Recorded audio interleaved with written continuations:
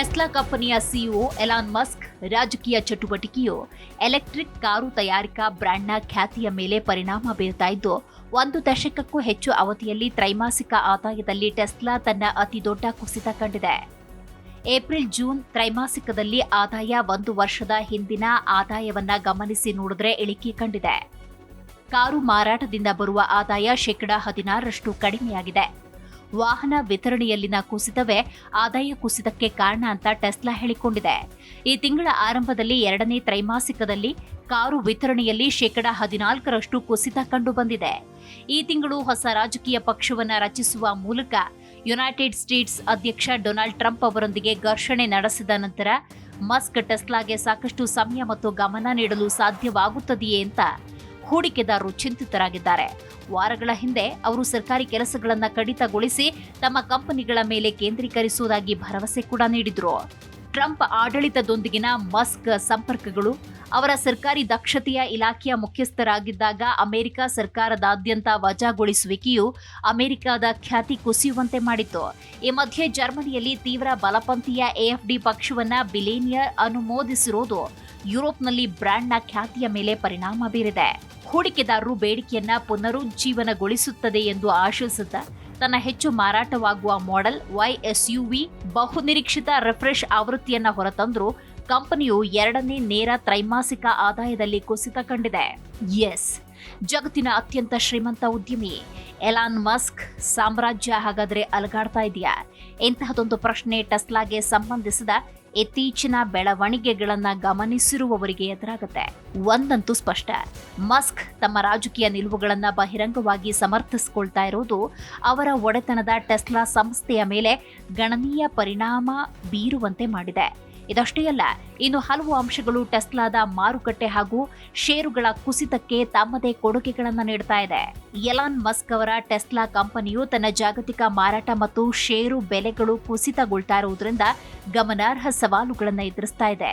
ದೀರ್ಘಕಾಲದಿಂದ ಎಲೆಕ್ಟ್ರಿಕ್ ವಾಹನ ಮಾರುಕಟ್ಟೆಯಲ್ಲಿ ಪ್ರಾಬಲ್ಯ ಹೊಂದಿರುವ ಕಂಪನಿ ಈಗ ಬಿವೈಡಿಯಂತಹ ಚೀನಾ ವಾಹನ ತಯಾರಿಕರೊಂದಿಗೆ ಸ್ಪರ್ಧಿಸಲು ಹೆಣಗಾಡುವಂತಾಗಿದೆ.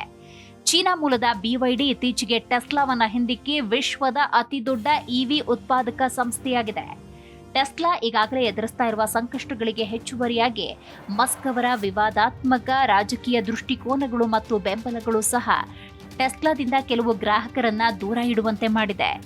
ಮಸ್ಕ್ ವಿವಾದಾತ್ಮಕ ರಾಜಕೀಯ ದೃಷ್ಟಿಕೋನಗಳು ಮಾರಾಟ ಮತ್ತು ಹೂಡಿಕೆದಾರರ ವಿಶ್ವಾಸದ ಮೇಲೆ ಪರಿಣಾಮ ಬೀರ್ತಾ ಇದೆ. ಯುಎಸ್ನಲ್ಲಿ ಹೊಸ ಟೆಸ್ಲಾ ನೋಂದಣಿಗಳು ಜನವರಿ 2025ರಲ್ಲಿ ಹಿಂದಿನ ವರ್ಷಕ್ಕೆ ಹೋಲಿಸಿದರೆ 11% ಕುಸಿದಿದೆ. ಫೆಬ್ರವರಿ 2025ರಲ್ಲಿ ಟೆಸ್ಲಾ ಮಾರಾಟ ತಿಂಗಳಿಗೆ 51.47 ಮತ್ತು ವರ್ಷದಿಂದ ವರ್ಷಕ್ಕೆ 49.16 ಕುಸಿತ ಕಂಡಿದೆ. ಯುರೋಪ್ನಲ್ಲಿಯೂ ಟೆಸ್ಲಾ ಮಾರಾಟ ತೀವ್ರ ಕುಸಿತ ಕಂಡಿದೆ. ಟೆಸ್ಲಾ ಮಾರಾಟದಲ್ಲಿ 45% ಕುಸಿತವಾಗಿದೆ. ಜರ್ಮನಿಯಲ್ಲಿ ಮಸ್ಕ್ ತೀವ್ರ ಬಲಪಂಥೀಯ ರಾಜಕೀಯ ಪಕ್ಷವಾದ ಎಎಫ್ಡಿಯನ್ನ ಅನುಮೋದಿಸಿದ ನಂತರ ಫೆಬ್ರವರಿ 2025ರಲ್ಲಿ ಟೆಸ್ಲಾ ನೋಂದಣಿಗಳು 76% ಕುಸಿತ ಕಂಡಿದೆ. ನಾರ್ವೆ, ಡೆನ್ಮಾರ್ಕ್, ಸ್ವೀಡನ್, ಫ್ರಾನ್ಸ್ನಲ್ಲಿ ಇದೇ ರೀತಿ ಕುಸಿತ ಕಂಡುಬಂದಿದೆ. ಕಂಪನಿ ಯುನೈಟೆಡ್ ಕಿಂಗ್ಡಮ್ ಮತ್ತು ಪೋರ್ಚುಗಲ್ನಲ್ಲಿ ಬಹಿಷ್ಕಾರ ಮತ್ತು ಪ್ರತಿಭಟನೆಗಳನ್ನು ಎದುರಿಸ್ತಾ ಇದೆ. ಇದು ಅದರ ಖ್ಯಾತಿ ಮತ್ತು ಮಾರಾಟವನ್ನ ಮತ್ತಷ್ಟು ಕುಗ್ಗಿಸ್ತಾ ಇದೆ. ಎಲಾನ್ ಮಸ್ಕ್ ಅವರ ರಾಜಕೀಯ ಚಟುವಟಿಕೆಗಳು ಹೂಡಿಕೆದಾರರು ಮತ್ತು ಗ್ರಾಹಕರಿಗೆ ಗಮನಾರ್ಹ ಕಳವಳಕಾರಿ ಅಂಶವಾಗಿದೆ. ಇತ್ತೀಚಿನ ಸಮೀಕ್ಷೆಯಲ್ಲಿ ಭಾಗಿಯಾಗಿ ಪ್ರತಿಕ್ರಿಯಿಸಿರುವ ಹಲವರ ಪ್ರಕಾರ 85% ಮಂದಿ ಮಸ್ಕ್ ಅವರ ವಿವಾದಾತ್ಮಕ ರಾಜಕೀಯ ದೃಷ್ಟಿಕೋನಗಳು ಟೆಸ್ಲಾ ವ್ಯವಹಾರದ ಮೇಲೆ ನಕಾರಾತ್ಮಕ ಪರಿಣಾಮ ಬೀರ್ತಾ ಇದೆ ಅನ್ನೋದನ್ನ ನಂಬಿದ್ದಾರೆ. ಅಮೆರಿಕ ಅಧ್ಯಕ್ಷ ಡೊನಾಲ್ಡ್ ಟ್ರಂಪ್ಗೆ ಮಸ್ಕ್ ಬೆಂಬಲಿಸಿದ್ದು ಟ್ರಂಪ್ ಅವರ ಸರ್ಕಾರಿ ದಕ್ಷತೆ ಇಲಾಖೆಯಲ್ಲಿ ಅವರ ಪಾಲ್ಗೊಳ್ಳುವಿಕೆ ಟೀಕೆಗೆ ಗುರಿಯಾಗಿದೆ. ಇದರ ಭಾಗವಾಗಿಯೇ ಕೆಲವು ಗ್ರಾಹಕರು ಟೆಸ್ಲಾ ವಾಹನಗಳನ್ನು ಸಂಪೂರ್ಣವಾಗಿ ಬಹಿಷ್ಕರಿಸುವುದಕ್ಕೆ ಮುಂದಾಗಿದ್ರು. ಅಗ್ಗದ ಚೀನಿ ಇವಿಗಳೊಂದಿಗೆ ಸ್ಪರ್ಧಿಸುವುದಕ್ಕೆ ಬೆಲೆಗಳನ್ನು ಕಡಿತಗೊಳಿಸುವ ಟೆಸ್ಲಾ ತಂತ್ರವು ಸಂಸ್ಥೆಯ ಹಿನ್ನಡೆಗೆ ಕಾರಣವಾಗ್ತಾ ಇದೆ.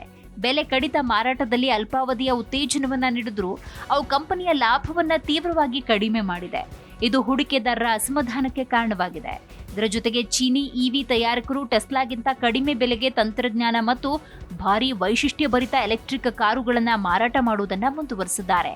ಕೈಗೆಟಕುವಿಕೆ, ತಂತ್ರಜ್ಞಾನ ಮತ್ತು ಶೈಲಿಯ ಮೇಲೆ ವಿಶೇಷವಾಗಿ ಎಲೆಕ್ಟ್ರಿಕ್ ವಾಹನ ಕ್ಷೇತ್ರದಲ್ಲಿ ತೀಕ್ಷ್ಣವಾದ ಗಮನದೊಂದಿಗೆ ಚೀನಿ ಕಂಪನಿಗಳು ಈಗಾಗಲೇ ಜಾಗತಿಕ ಮಾರುಕಟ್ಟೆಯನ್ನ ಅಲುಗಾಡಿಸಿವೆ.